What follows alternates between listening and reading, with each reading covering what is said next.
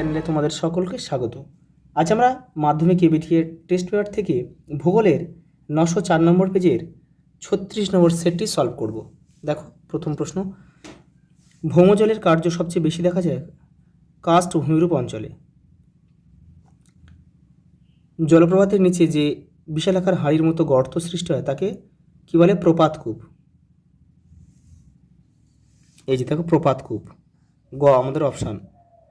দেখো কেরালার মালাবার উপকূলের বালিয়াড়িগুলিকে স্থানীয় ভাষায় কী বলে? টেরিস বা থেরিস। আর উপহ্রদগুলিকে কয়াল বলে। উষা ও গোধূলি সৃষ্টির জন্য দায়ী হচ্ছে ধূলিকণা। পরে দেখো তীক্ষ্ণ চিৎকারকারী ষাঁড় বলা হয় 60 ডিগ্রি দক্ষিণ অক্ষাংশকে। খ। পরেরটা দেখো 6এরটা, বায়ুর গতিবেগ ঘন্টায় 50 কিমি হলে সমুদ্র স্রোতের বেগ কত হবে? 1 থেকে 2 কিমি। দেখো বায়ুর গতিবেগ যদি 100 কিমি হয় তাহলে ওটা হিসাবটা হচ্ছে 4%, মানে বায়ুর গতিবেগ যা হবে সমুদ্র স্রোত তার 4% হবে। তাহলে এটা আমাদের 1 থেকে 2 কিমি, এখানে অপশন হলে দেখো 1 থেকে 2 কিমি হবে। পরেরটা দেখো পারদ দূষণের ফলে যে রোগ হয় সেটা হচ্ছে মিনামাটা। পরেরটা দেখো সার্কের সদর দপ্তর কোথাও অবস্থিত? নেপালের কাঠমান্ডুতে। এই যে সার্ক কিন্তু প্রথম 1985 সালে ঢাকায় কিন্তু গঠিত হয়েছিল। পরেরটা দেখো কোনটি সিন্ধু নদীর উপনদী নয়? এটা হবে ধানসিঁড়ি। আর বাদবাকি জাসকর, সায়ক, দ্রাস হচ্ছে সিন্ধুর উপনদী। ধানসিঁড়ি হচ্ছে ব্রহ্মপুত্র নদীর একটা উপনদী। দেখো পৃথিবীর মিলেট হাব বলা হয় কাকে? ভারতকে। সেলের স্টিল অথরিটি অফ ইন্ডিয়া সদর দপ্তর কোথায় অবস্থিত? নিউ দিল্লি। এই যে নতুন দিল্লিতে অবস্থিত। ভারতের দীর্ঘতম জাতীয় জলপথ কোনটি? NW1, এই এলাহাবাদ থেকে হলদিয়া পর্যন্ত যেটা রয়েছে। মোট ইন্টারনেট সংযোগে ভারতের পৃথিবীতে দ্বিতীয়, প্রথম হচ্ছে চীন। গভীর অরণ্য ও উদ্ভিদরাজিকে মানচিত্রে কোন ছদ্মরঙে দেখানো হয়? গাঢ় লাল আর লাল। দেখো শুদ্ধ অশুদ্ধ দিয়েছে। শুদ্ধ ঠিক যেমন নির্দেশ দেবে তেমন কিন্তু করতে হবে। শুদ্ধ হলে সু লিখবে, অশুদ্ধ হলে অ লিখবে। কিন্তু ঋতু পরিবর্তনের সাথে সাথে নদীর জলের পরিবর্তনের পর্যায়ক্রমিক পরিবর্তন হলো নদী বর্তন, এটা কিন্তু শুদ্ধ। ট্রোপোস্ফিয়ার ও স্ট্র্যাটোস্ফিয়ারের সীমারেখা হলো টার্বোপজ, এটা কিন্তু অশুদ্ধ। এটা হবে কি? ট্রোপোপজ হবে। ভারত মহাসাগরে ঋতু পরিবর্তনের সাথে সাথে সমুদ্র স্রোতের 180 ডিগ্রি পরিবর্তন ঘটে, এটা কিন্তু শুদ্ধ।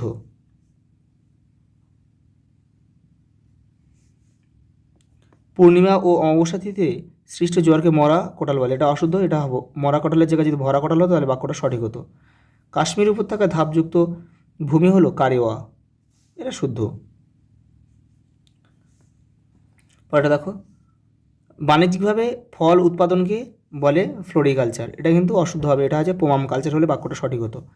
ভারতের একক বৃহত্তম শিল্প হচ্ছে লৌহ ইস্পাত শিল্প, এটাও কিন্তু অশুদ্ধ। এটা যে কার্পাস বয়ন শিল্প হলে বাক্যটা সঠিক হতো। এটা দেখো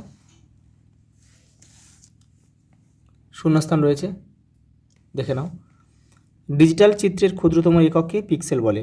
ভারতে প্রথম রেল যোগাযোগ শুরু হয় মুম্বাই থেকে থানে পর্যন্ত। সালটা ছিল 1853 সাল, লর্ড ডালহাউসির সময় আর কি। বলউইভিল নামক পোকার আক্রমণে তুলো চাষে ব্যাপক ক্ষয়ক্ষতি হয়। কালবৈশাখী ঝড় আসামে বরদই ছিল নামে পরিচিত। কার্ডামাম ভারতের দক্ষিণতম পর্বত। বায়ুর উপস্থিতিতে জীবাণু দ্বারা বর্জ্যের বিয়োজনকে বলে জৈব ভঙ্গুর। 4 o'clock শাওয়ার রিজন বলা হয় কোন অঞ্চলকে? নিরক্ষীয় অঞ্চলকে। দেখো এসে কেউ দিয়েছে, দেখো 14 ব্যারোমিটার কে আবিষ্কার করেন? জিন নিকোলাস 14। হিমবাহের উপরিস্তরে যে আড়াআড়ি ও সমান্তরাল ফাটল সৃষ্টি হয় তাদের কি বলে? ক্রেভাস। পূর্ণিমা তিথিতে যখন একই সরলরেখায় পৃথিবী, সূর্য ও চাঁদের মাঝখানে থাকে তখন সেই অবস্থানে কী বলে? প্রতিযোগ। এটা অমাবস্যা তিথি হলে কিন্তু সেটা হয়ে যেত সংযোগ। পরে দেখো দক্ষিণ ভারতের শস্য ভাণ্ডার কোন অঞ্চলকে বলা হয়? থাঞ্জাভুর। থাঞ্জাভুর কিন্তু তামিলনাড়ু রাজ্যে অবস্থিত। তামিলনাড়ু। এটা কিন্তু কাবেরী বদ্বীপে অবস্থিত। কাবেরী বদ্বীপকে কিন্তু শস্য ভাণ্ডার বলা হয়। এই থাঞ্জাভুরটা আর কি কাবেরী বদ্বীপেই অবস্থিত আর কি। দেখো, নদীর তীরবর্তী নবীন পলিমাটি কি গঠিত অঞ্চল কী নামে পরিচিত? নবীন পলি হচ্ছে খাদার, আর প্রাচীন পলি কিন্তু ভাঙ্গার নামে পরিচিত।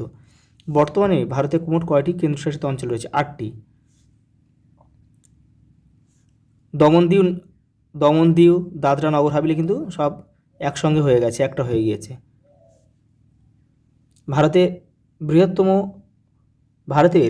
বর্তমানে ভারতের বৃহত্তম লৌহ ইস্পাত শিল্পকেন্দ্র কোনটি? দেখো, জামশেদপুর যদি আমরা লিখি তাহলে পাশে লিখে দেবে বেসরকারি, আর যদি তুমি ভিলাই লেখো তাহলে লিখে দেবে সরকারি। তুমি জামশেদপুরও লিখতে পারো, ভিলাই লিখতে পারো, কিন্তু পাশে লিখে দেবে সরকারি না বেসরকারি। দেখো, ইসরো প্রেরিত প্রথম কৃত্রিম উপগ্রহর নাম কি? আর্যভট্ট। আচ্ছা, এটা একটু দেখে নাও আগেরটা।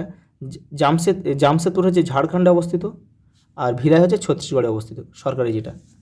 এই যে দেখো, বায়ু প্রবাহের দিক মাপা হয় বাত পতাকার সাহায্যে 2.4.1। কে কিন্তু তীর চিহ্নতে মেলাবে না। দেখো, পিরামিড চূড়া হচ্ছে নীলকণ্ঠ।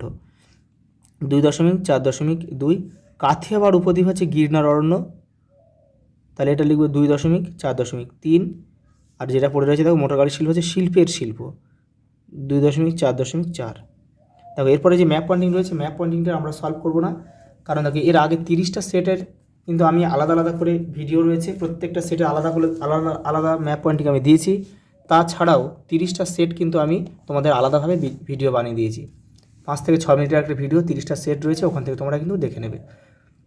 ওখান থেকে করলে সবগুলোই কিন্তু কমন আসবে। আচ্ছা, এই পর্যন্ত, দেখা হবে পরের ভিডিওতে।